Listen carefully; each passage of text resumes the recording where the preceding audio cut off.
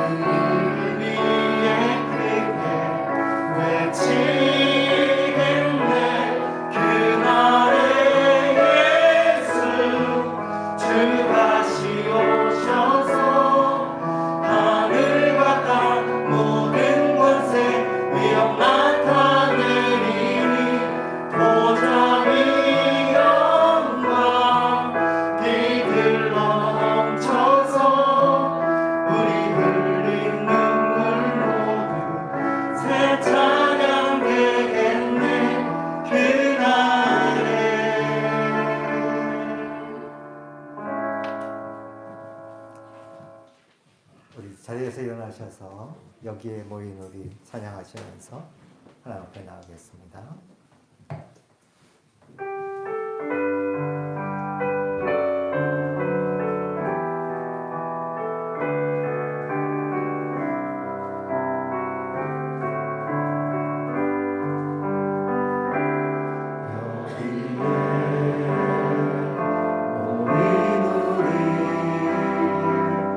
주의 은총 많은 자여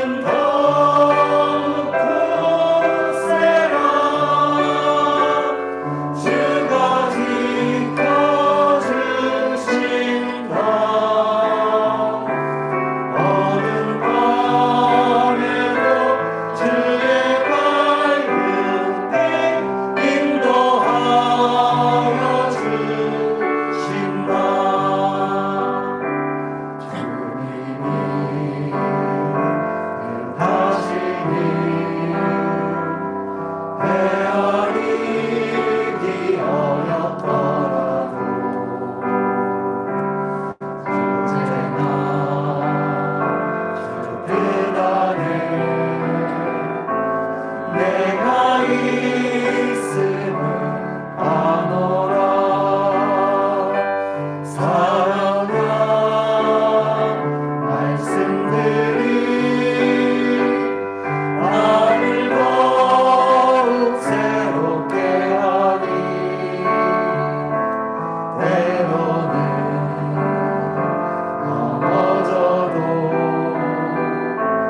제 웃음 니을 믿노라. 이 믿음 더욱 굳세라. 주가 지켜주신다.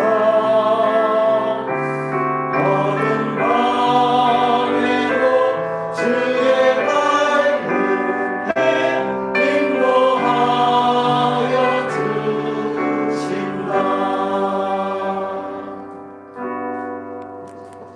사도신경으로 신앙 고백드립니다.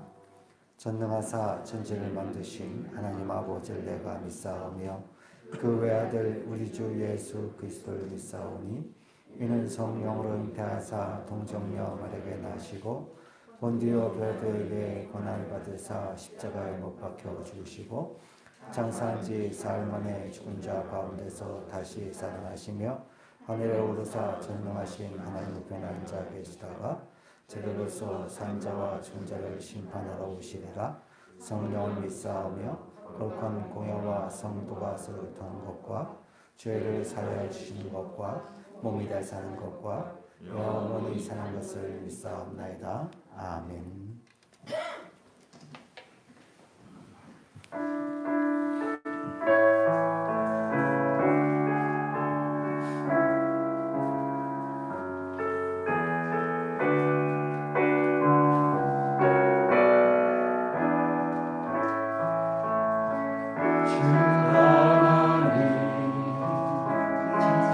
모든 세계 내 마음속에 그리워올 때 하늘의 별 울려 퍼지는 왼손 주님의 권능 우주에 찾네. 주님의 높고 위대하심을 내 영혼은 찬양하네. 주님의 높고 위대하심을 내 영혼이 찬양하네. 숲속이나 험한 산 골짜기에서 지저귀는 저 새소리들과 고요하게 흐르는 시냇물을 주님의 솜씨 노래하도다. 주님의 높고 위대하심을 내 영혼은 찬양하네.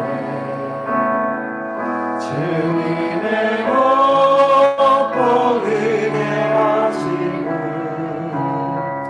내 영혼이 찬양하네. 내 주 예수 내 주 예수 세상에 다시 올 때 저 천국으로 날 인도하니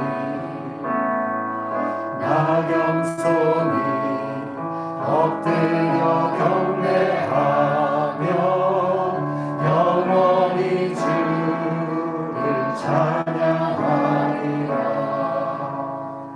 주님의 높고 위대하심을 내 영혼은 찬양하네. 주님의 높고 위대하심을 내 영혼이 찬양하네.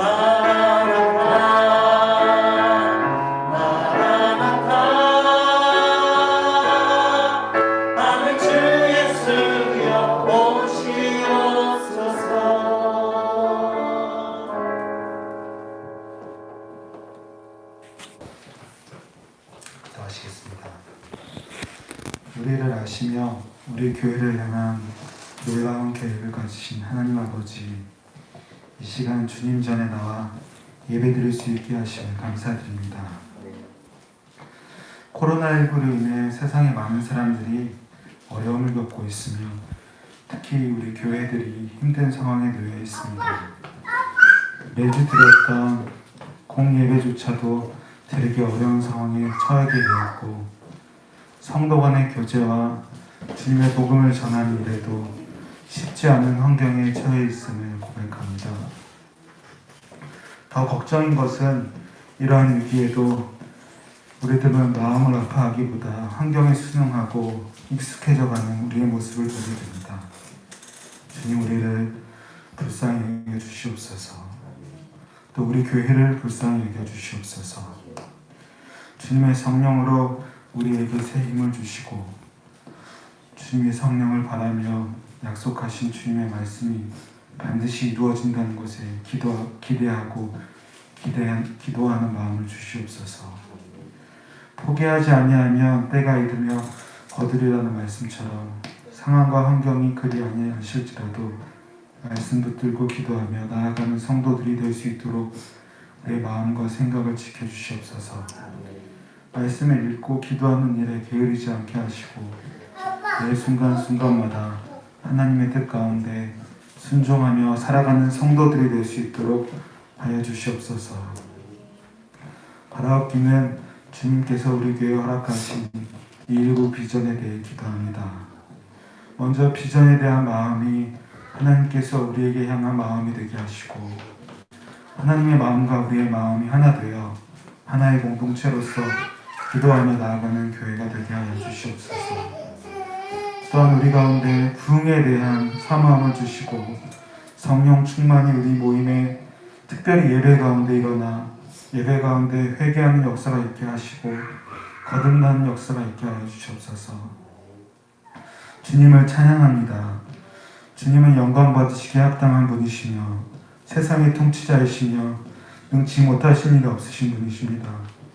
모든 일이 주님의 손 아래에 있으며 주님의 허락 없이는 그 어떤 것도 할 수 없음을 고백합니다. 주님 영광 받아주시옵소서. 예배를 전하시는 이창호 목사님 기억하여 주시옵고 말씀 가운데 성령으로 인도하여 주시옵소서. 말씀이 들리지 않는 자 없게 하시고 듣고 홀리는 자 없게 하시며 말씀을 들음으로 마음에 새겨 말씀을 순종하며 살아갈 수 있게 하여 주시옵소서. 영육 간의 강건함을 주시옵고 그의 가정에 화목함을 허락하여 주시옵소서. 부목사님에게도 동일한 은혜 내려주시길 바랍니다. 찬양 드리는 찬양팀을 기억하여 주시옵고 교회를 섬기는 많은 성도들의 섬김도 하나도 땅에 떨어지지 않게 기억하여 주시옵소서. 예배의 시종을 주님께 맡깁니다. 예수님 이름으로 기도드렸습니다. 아멘. 네, 하나님 말씀 보겠습니다. 하나님 말씀 이사야 6장 1절부터 5절까지 말씀입니다.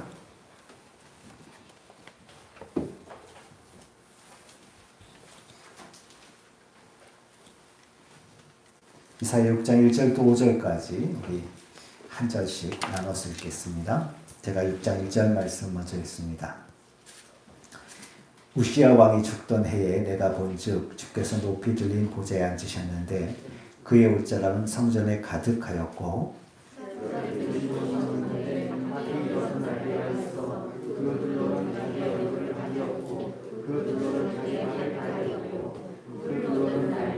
서로 불러 이르되 거룩하다 거룩하다 거룩하다 만군의 여호와여 그의 영광이 온 땅에 충만하도다 하더라.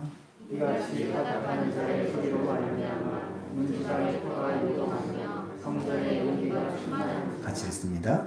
그때 내가 말하되 바로다 나여 망하게 되었도다. 나는 입술이 부정한 사람이요 나는 입술이 부정한 백성 중에 거주하면서 만군의 여호와이신 왕을 배웠습니다 하였더라. 아멘. 기도하겠습니다. 참 좋으신 하나님 아버지, 오늘 우리가 말씀 앞에 섭니다. 주의 진리로 우리를 가르치시고 이 말씀이 우리의 생명이 될 수 있도록 복 주옵소서.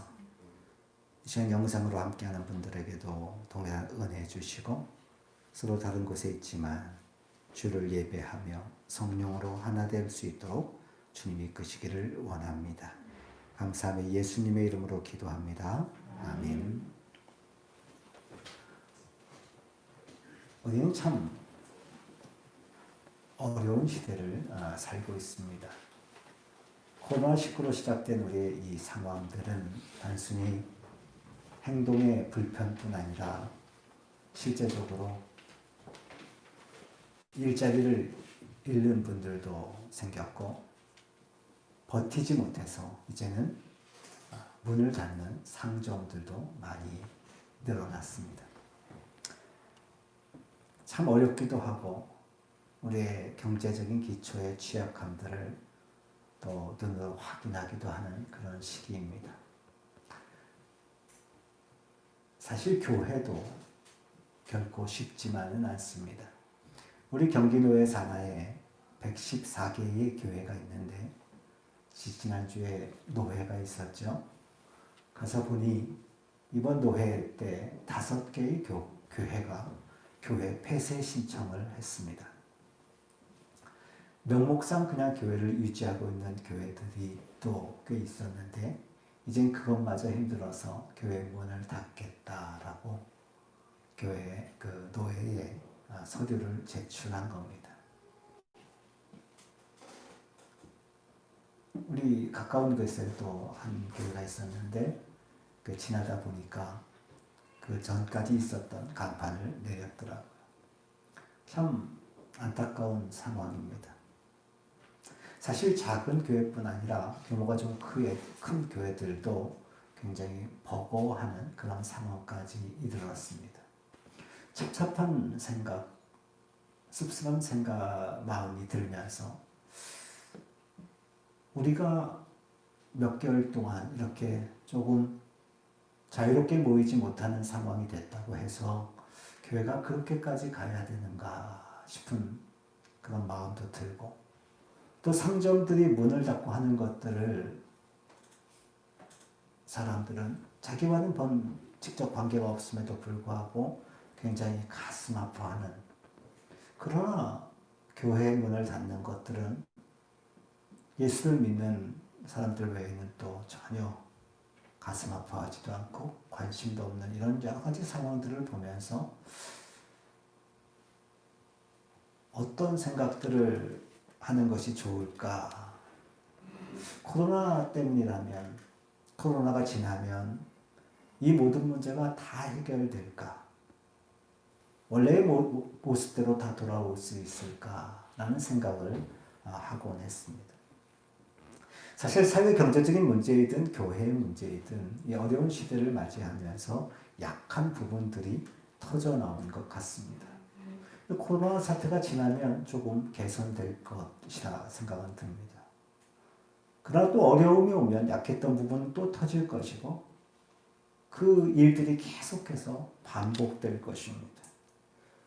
이번 기회에 우리의 약한 부분이 무엇인지 기본 체력을 좀 올리고 약한 부분들을 개선하는 성찰이 필요하지 않을까라는 생각을 해봅니다. 사실 저는 목사이고요. 사회 경제적인 어떤 측면에서 구체적으로 어떤 정책이 필요한지에 대하여 잘 알지 못합니다. 그렇지만 분명한 사실은 어떤 정책이든 이 공의와 긍휼에 기초하지 않으면 안 된다는 것을 압니다. 신자유주의의 이 무한한 경쟁체제 구조를 가지고는 우리의 어려움을 결코 이겨내기 힘들 거다라는 생각을 하고 있습니다. 더 나아가서 우리의 정책이 공의와 긍휼에 기초한다 하더라도 그 정책을 실제로 펼쳐나가고 함께하는 사람들의 마음 안에 공의와 긍휼, 자비와 사랑의 마음이 없다면 그 정책 또한 무의미한 것이 될 것입니다. 공의와 긍휼의 최고봉인 하나님의 율법을 가지고 있었던 이스라엘, 그들도 실패했습니다. 하나님의 율법이 실패한 법이 되었습니다. 율법이 불완전했기 때문이 아닙니다. 이스라엘 백성이 사회 경제적인 측면 아니라 심지어 종교적인 영역까지 모두 다 실패해버린 것은 그들이 가지고 있었던 율법이 불완전했기 때문이 아니라 그 사람들, 그들 때문이었습니다. 왜 그들은 실패할 수밖에 없었는가? 오늘 본문은 우시야 왕이 죽던 해라고 이야기합니다. 우시야 왕은 비교적 하나님의 말씀에 신실했던 왕입니다. 그래서 블레셋을 물리치고 수비대를 두고 나라를 번성케 했던 상당히 정치적인 안정을 이룬 그런 왕입니다. 그런데 불행히도 이 우시야 왕이 말년에 자신이 세운 그 나라의 강건함에 심취해서 제사장만 할 수 있었다. 성전에서 분향하는 일을 자기가 하겠다고 나섭니다. 그래서 하나님의 저주를 받고 문둥병에 걸립니다. 그래서 왕궁에서 나와서 별궁에 거하다가 열주의 묘소에 들어가지도 못합니다. 우시야 시대는 정치적으로, 경제적으로 굉장히 부흥했던 시대입니다. 당시의 부와 강력한 군대의 상징으로 우시야가 있었습니다. 그런데 그 우시야 왕이 죽습니다. 이제 이스라엘 백성은 자신들이 내세우던 부와 군사력이, 경제력이 끝나가고 있는 것을 확인합니다. 더 이상 그들은 의지할 것이 없는 상황을 맞이하게 될 것입니다. 한 평범한 시민으로 이사야는 자기 나라의 번영을 보았고 그에 따른 왕의 오만함과 백성들의 타락을 보았고 그것들을 향한 하나님의 마음을 보기 시작한 것입니다. 여러분, 우리가 우리 시대, 지금까지 우리 시대를 성찰해 볼 필요가 있습니다. 우리 자신의 모습을 봐야 한다는 것입니다. 교회가 많이 늘었습니다. 사실 예수를 믿는 사람들의 숫자도 많이 늘은 것이 사실입니다. 게다가 기독교의 성장과 더불어 우리나라 경제가 성장했고 부가 증대했습니다. 우리가 예수를 잘 믿었기 때문에, 우리가 기도를 많이 했기 때문에 하나님께서 우리에게 이 부를 허락하셨다고, 예수 믿는 민족이기 때문에 부해질 수 있었다고 이야기합니다. 사실입니다. 저는 사실이라고 생각합니다. 사실 우리 민족의 역사 속에 기독교가 기도했고 하나님의 은혜를 구했기 때문에 넘어갈 수 있었던 일들이 많이 있습니다. 자랑할 만한 내용입니다. 그렇게 우리가 지내왔습니다. 그런데 이런 일들이 진행해오는 동안 교회는 커다란 조직들을 세우기 시작했고 세상에서는 도무지 경험할 수 없었던 어떤 제왕적인 권력이 교회 안에 세워지기 시작했고, 그리고 이제는 그 강력한 제왕적 리더십이 대를 이어가는 일들이 발생했습니다. 하나님의 축복을 노래하며 춤추던 하나님의 교회는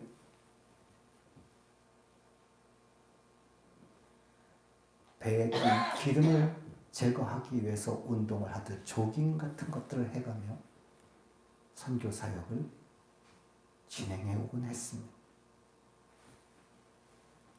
참 많은 일들을 해왔습니다. 그런데 이제 시대가 달라졌습니다. 새로운 시대가 시작되었습니다.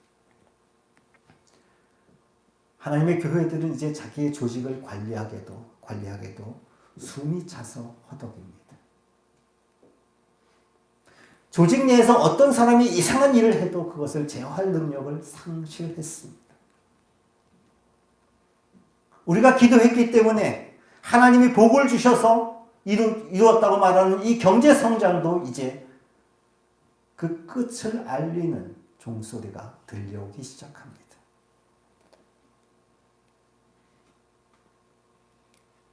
그렇게도 자랑하던 교회의 외적인 성장도 이미 멈춘 지 오래고 이제는 점차 수가 줄고 있고 교회도 문을 닫기 시작하는 시대가 되었습니다.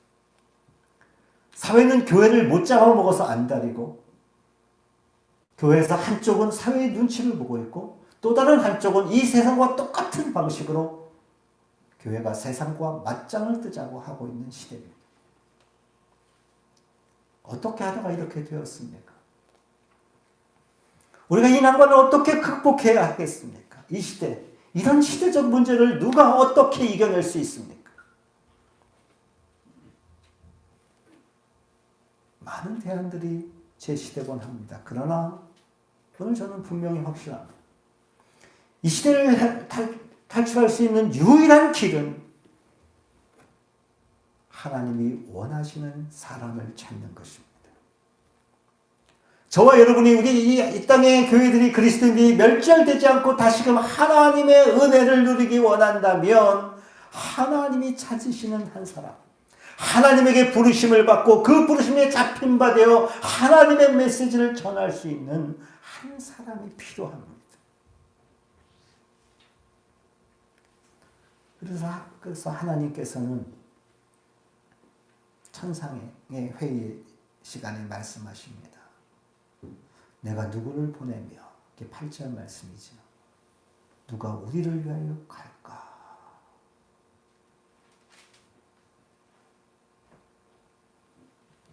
이 천상회의에서 있었던 대화를 들은 이사야가 곧 이어 말하죠. 내가 여기 있습니다. 나를 보내주십시오. 여러분, 누가 우리를 위해서 갈 수 있을까? 내가 누구를 보낼까? 라는 이 하나님의 음성은 이사야를 향해서 하신 말씀이 아닙니다. 그냥 천상에서 천상회의 때 하신 말씀이에요. 그런데 이 말씀을 이사야가 자기에게 주시는 말씀으로 듣습니다. 그리고 반응을 합니다. 이 이사야의 민감함과 자원하는 마음을 칭찬하지 않을 수 없습니다.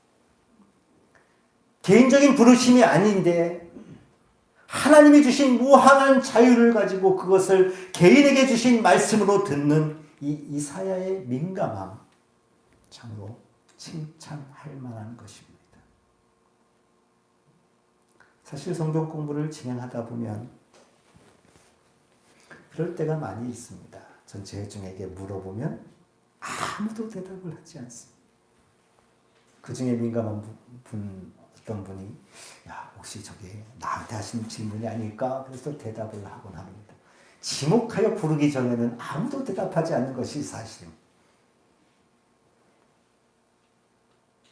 이사야는 자신을 향해서 분명히 하시는 말씀이 아님에도 불구하고 자신에게 주시는 말씀으로 듣는 이런 영적인 민감함을 가지고 있었습니다.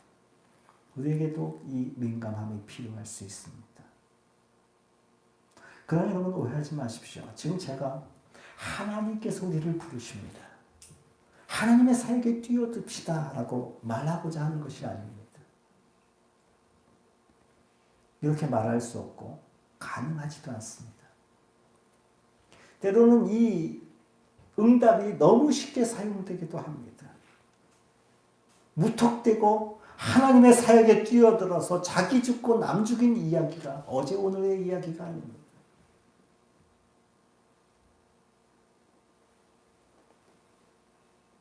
이사야의 응답이 있기 전에 상황을 봐야 합니다.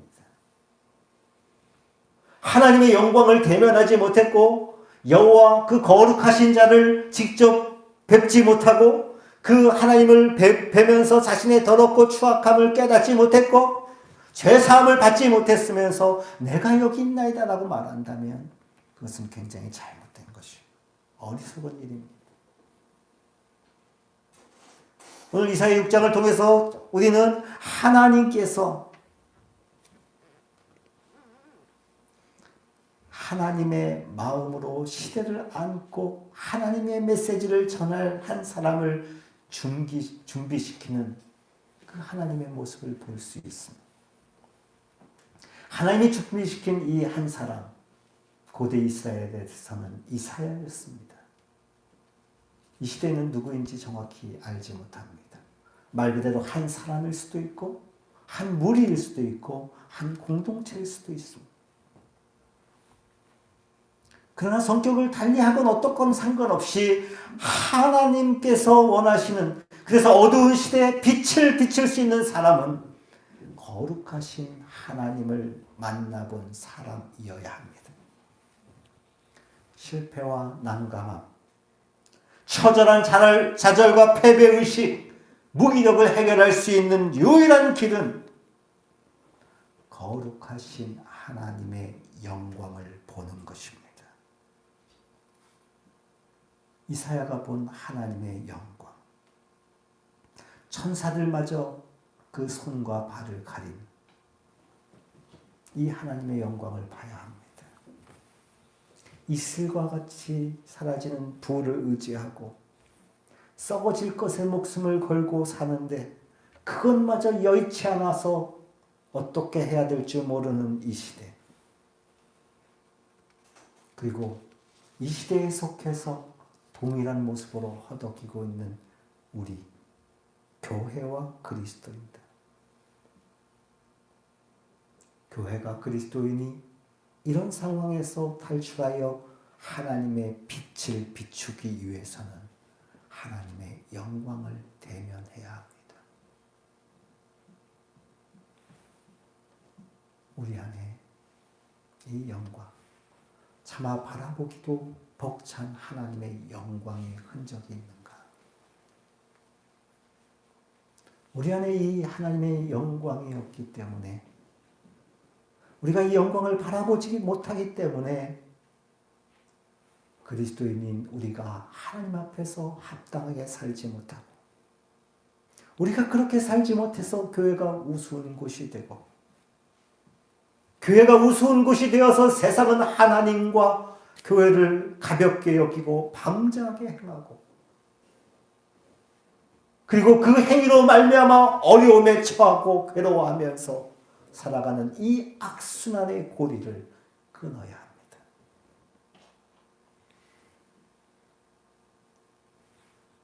그런데 왜 우리는 그리스도인임에도 불구하고 그 하나님의 영광, 예수를 알지 못하는 사람조차도 그 어미로우심 앞에서 침묵할 수밖에 없게 만드는 그 영광을 경험하지 못합니까? 어떤 분은 그러더라고요. 이 세상에 죄가 가득한데 어떻게 하나님의 영광을 경험하는가? 죄가 가득한 세상에서 하나님을 만나는 일은 가능하지 않다. 아닙니다, 여러분. 이사야가 하나님을 만나는 이 6장의 사건, 1장부터 5장까지가 기록된 후에 기록되고 있습니다. 이사야서 1장부터 5장까지는 이스라엘 백성이 어떠한 상태에 있었는지를 알려줍니다. 우리가 지난주에 묵상한 대로 하나님께서 그들의 제사마저도 받을 수 없었던, 그들의 모든 신앙 고백을 담는 종교적인 행위들에 대해서 하나님께서 이제는 그만하라고, 내가 그 모습을 보기도 싫다고 말씀하셨던 그런 상황에 있었습니다. 이사야 또한 하나님 앞에서는 죄인으로 자신의 생존을 걱정해야 하는 상황이었습니다. 이사야는 지금 성전 안에 있었습니다.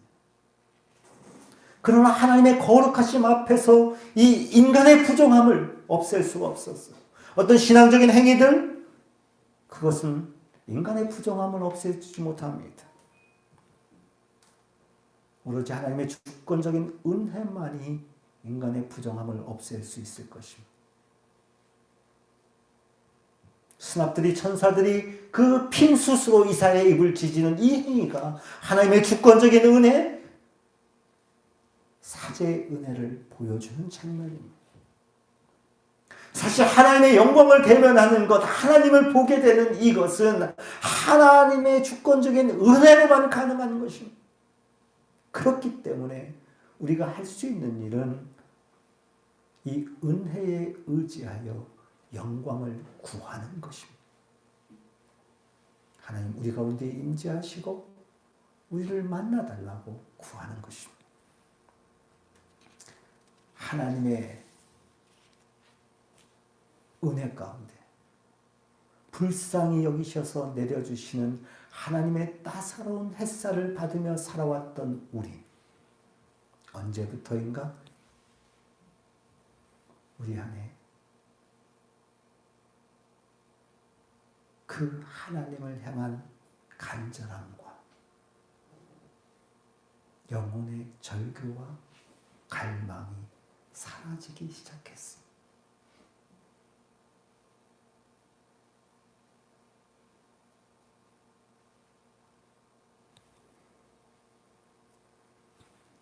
예전에 한 목사님의 설교의 한 부분을 제가 아직도 기억합니다.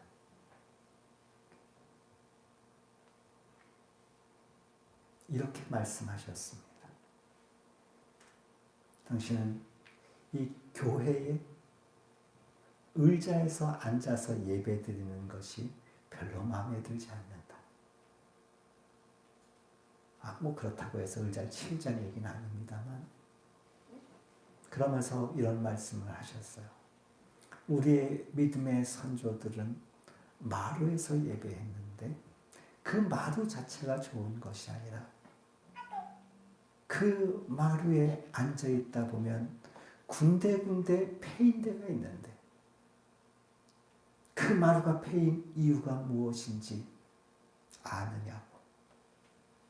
성도들이 그곳에 앉아 기도하며 흘린 눈물이 떨어져서 그 마루가 패였고, 그 패인 마루에 앉아 또다시 눈물을 흘리던 이 성도들의 기도로 말미암아 한국교회가 지금까지 서왔었는데, 어느 날부터 교회에 의자가 들어오고 그 의자에 푹신함이 더해지고 허리를 앞으로 숙이는 것보다 뒤로 숙이는 것이, 뒤로 펴는 일들이 더 많아지면서 흐르는 눈물은 사라지고 교회가 빛나기는 하지만 하나님의 빛은 아니더라.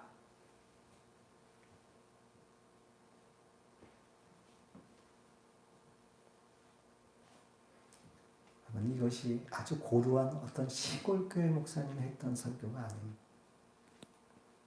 돌아가신 오카노 목사님께서 그 강남의 한복판에서 했던 설교입니다.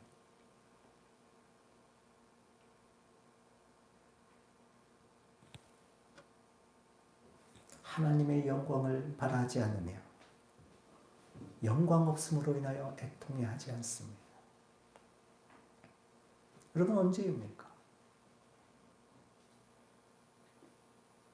저와 여러분이 하나님을 향한 목마름을 가지고 있었던 그때, 하나님의 거룩하신 임재를 구하던 그때가 언제입니까? 우리의 기도 자체에 하나님 그분의 영광만을 구하던 그때가 과연 언제입니까?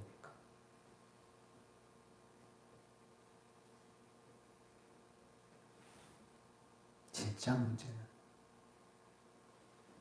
교회의 구성원이 줄고 헌금이 부족하다는 것이 아닐 수도 있습니다. 하나님의 영광이 나타나지 않음을 인하여 가슴을 치며 슬퍼해야 합니다. 그리스도인조차도 하나님의 교회 앞에서 옷깃을 여미지 않는 이 상황, 하나님을 두려워하지 않으며 겸허한 마음으로 예배당에 들어서지 않는 이 시대의 상황 속에서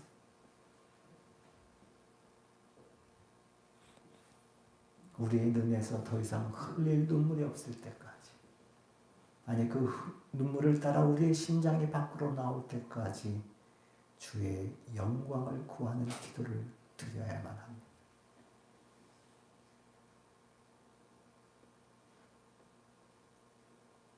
여러분이 예수님을 오래 믿었습니다. 참 신실하게 신앙생활을 하신다고 생각합니다. 그래서인가요? 여러분의 기도 제목에 하나님 만나고 싶어요.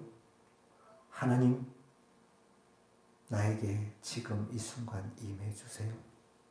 당신의 영광을 보고 싶어요 라는 기도를 멈춘 지가 오래일 수 있습니다.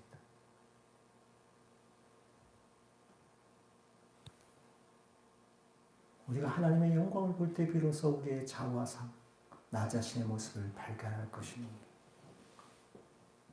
이사야, 그는 이미 선지자 사역을 하고 있었습니다. 이스라엘 백성을 향하여 준엄하게 책망하던 사람입니다. 그런데 그가 하나님의 영광을 보자 이렇게 고백합니다. 5절입니다. 같이 한번 읽겠습니다. 시작. 그때 내가 말하되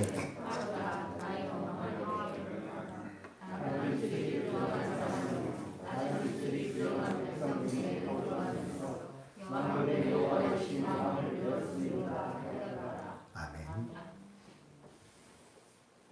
나여 망하게 되었도다. 망하게 되었다. 죽어 없어지게 되었다. 내 입술이 부정하다. 다른 것을 말하던 입술이 아니라 하나님의 말씀을 말하며 사람들에게 회개를 촉구했던 그 입술마저도 부정한 입술이라고 고백하는 이 자아 성찰은 하나님의 영광을 본 이후에 가능했습니다.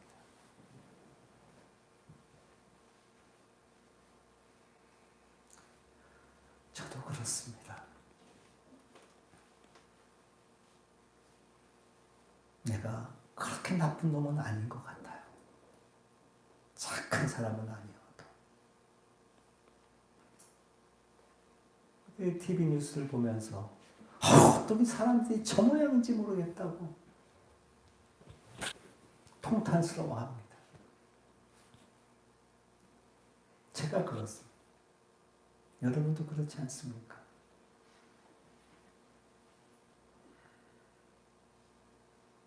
아주 나쁜 인간은 아니어도 그래도 제법 괜찮은 인간이라는 생각이 듭니다. 그러다 보니 주변에 왜 그렇게 나쁜 사람들이 많은지요.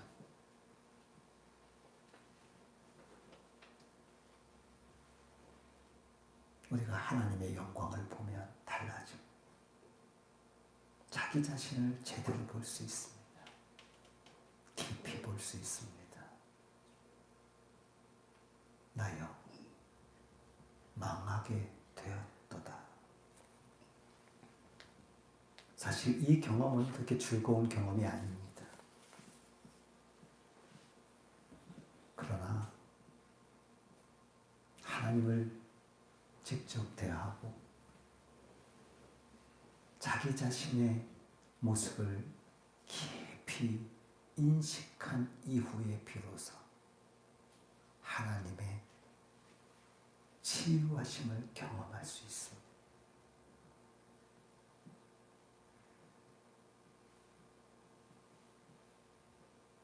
내가 망하게 되었다. 내 입술이 부정하다고 고백하는 그 이사야 선지자를 하나님은 치유해 주십니다.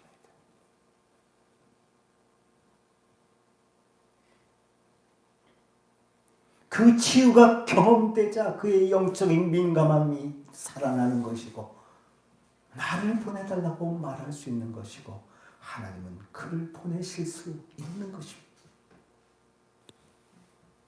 여러분 우리가 하나님의 영광에 대해서 얼마나 무감각한 사람인지 우리가 드리는 예배를 보면 알 수 있습니다. 우리가 영상 예배를 드리면서 대면 예배가 참 귀하다 그렇게 됐으면 좋겠다고 말합니다. 우리의 마음이 사시는 건 분명합니다. 그러나 여러분, 예배가 살아계신 거룩하신 하나님을 만나고 그분의 임재 가운데 자신을 발견하고 그분에게 나를 드리는 의식이라는 것 우리가 알고 있습니다. 그런데 정말 우리가 예배 시간에 하나님을 직면하고 있습니까? 다른 여타의 활동도 사실 마찬가지예요.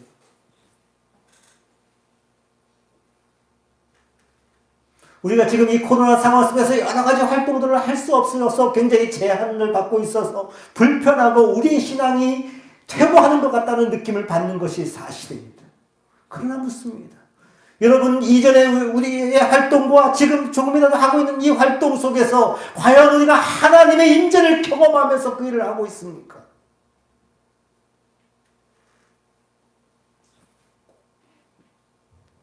우리가 하는 많은 활동을 통하여 하나님을 직면하고 있습니까?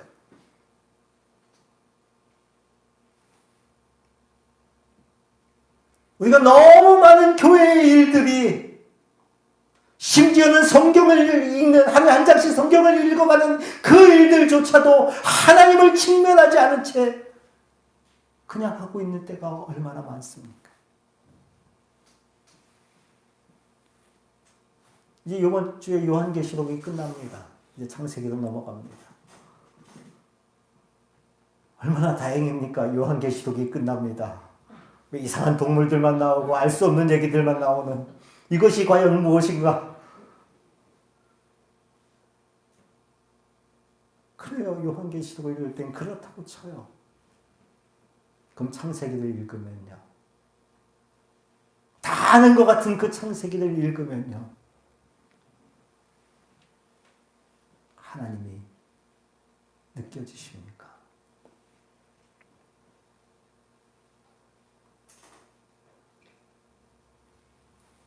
이번 주에 사실 참 재미난 일이 있었습니다.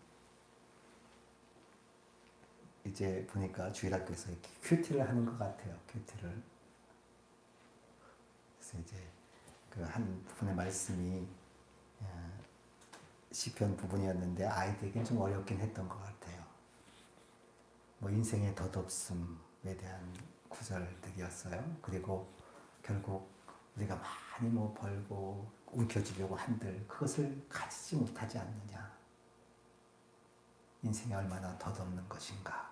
뭐 그 가로 열고 뭐 하나님을 의지하라 이런 말이 있는 그런 구절이겠죠. 그래서 애들이 큐티를 해서 내용을 올렸는데 한 아이는 그렇게 올렸더라고요. 아, 열심히 벌어서 다른 사람이 가져간다. 뭐 그런 구절이 있으니까 용돈을 많이 받아서 잘 지켜야겠다. 뭐 이렇게 적용을 한 친구도 있고, 또 한 친구는 그래 어떻게 될지 모르는데 오늘 열심히 공부한다고 해서 내일 어떻게 될지 모르니까 공부를 하지 말자. 뭐 이런 식으로. 뭐 어린아이들이 어떻게 시를 읽을 줄 몰라서 말씀을 그렇게 적용하는 거. 전 나쁘지 않다고 생각해요. 그렇게 가면서 훈련해 가면서 말씀에 접근해 가는 거겠죠. 근데 우리는 어쩝니까?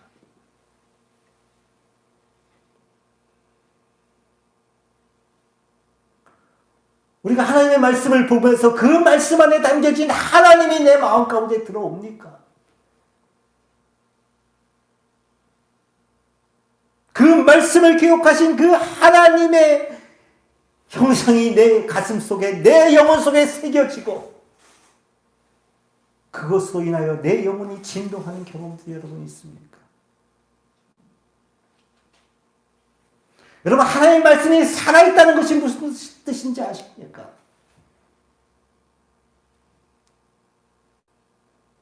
어느 날 내 마음에 드는 구절을 발견했다는 의미는 분명히 아니지 않습니까? 야, 이 말씀이 쪽집게같이 내 얘기하고 있네. 그것이 아니라는 것 알고 있지 않습니까?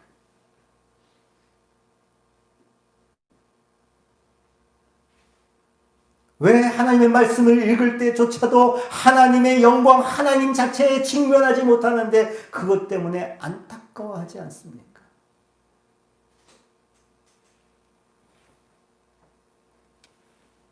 그리고 그것이 마치 자연스러운 것처럼 우리의 신앙 구도가 그렇게 만들어져 갑니까? 왜 그렇게 되었을까요? 도대체 원인이 뭘까? 왜 우리의 신앙생활에 하나님 경험의 측면이, 하나님 경험이 이렇게도 유약한 것이 되어버렸을까? 가장 큰 문제는 저의 문제입니다. 설교자들의 문제라고 저는 생각해요. 대놓고 얘기하면 설교자들의 무능력입니다. 하나님의 말씀을 전하지만 그 말씀의 영광에 압도된 바 별로 없고 그 말씀의 깊이를 채 알지 못한 채 전하는, 그래서 그 말씀을 전해도 그 말씀의 회중을 사로잡지 못하고 이 시대에 거만한 그 이 땅의 백성들을 바르게 하지 못하는, 그리고 기아에 허덕이는 사람에게 바른 양식을 주지 못하는 말씀 전파자들의 문제입니다.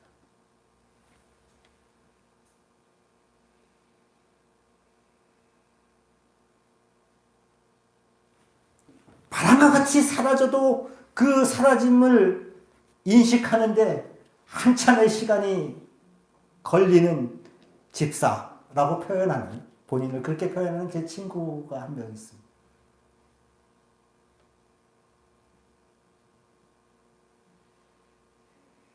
그 바람과 같이 사라져도 언제 사라졌는지 한참 지나야 발견이 되는 그 친구 집사가 제게 이런 말을 한 적이 있어요. 야, 정은아, 중학교 동창인데 내가 교회 가서 개인적인 큐티 수준 이상도 되지 않는 그런 설교를 꼭 들어야겠냐? 건방지게 짝이 없게. 우리 친구라지만 목사한테 제가 그 이야기를 듣고 아무 얘기 못했어. 죄송합니다.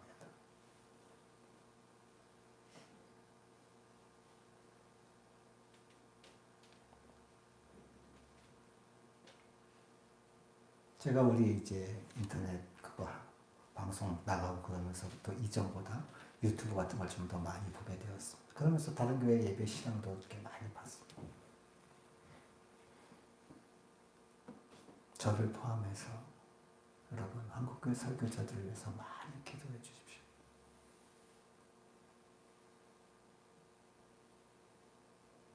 부족하다 못해 천박한 설교들도 너무 많습니다.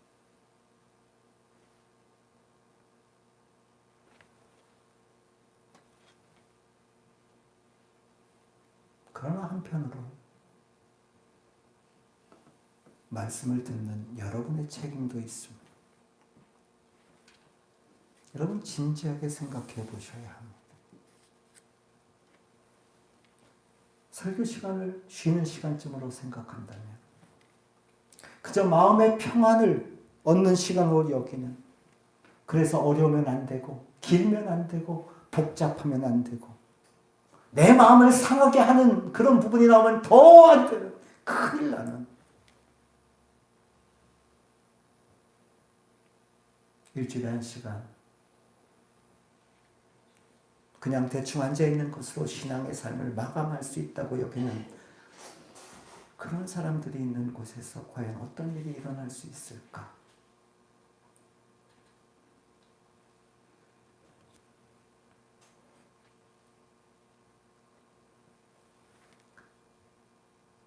누가 그러더라고요. 예수님의 설교는 아주 쉽고 간결했습니다. 예, 그렇습니다. 그러나 여러분 아십니까?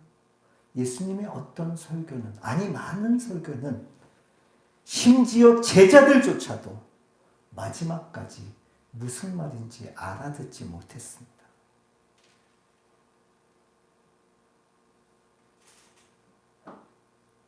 예수님이 부활하신 후에나 그게 그런 뜻이었구나 알았습니다.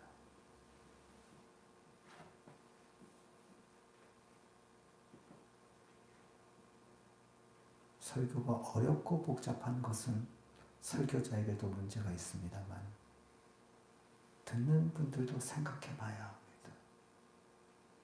정말 말이 어려워서 안 들리는 것인가? 설명을 못해서 안 들리는 것인가? 아니면 내 영혼이 못 듣는 것인가?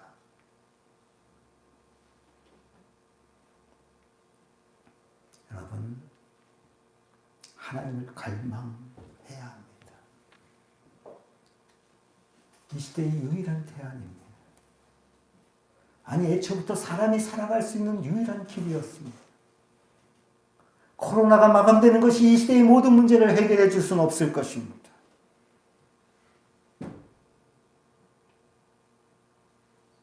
코로나가 끝난다고 해서 이렇게 힘겨워하는 교회들이 그 다음 주부터 막 살아나고 하는 일은 발생하지 않을 것입니다.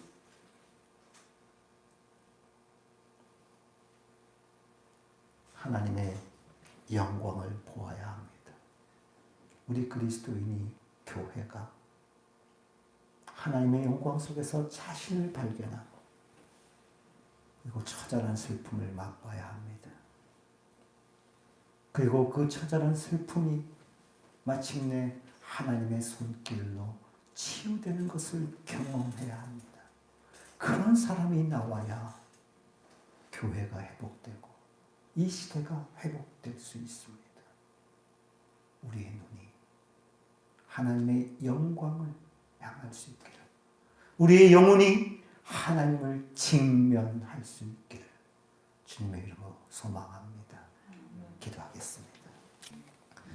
지금은 우리 주 예수 그리스도의 은혜와 하나님 아버지의 그 크신 사랑과 성령 하나님의 만나주심이 오늘 하나님의 영광을 구하는 자리에 서 있는 주의 백성들 가운데, 삶 속에서 하나님을 직면하기 원하는 주의 백성들 가운데 지금부터 영원까지 함께 있을지어다. 아멘.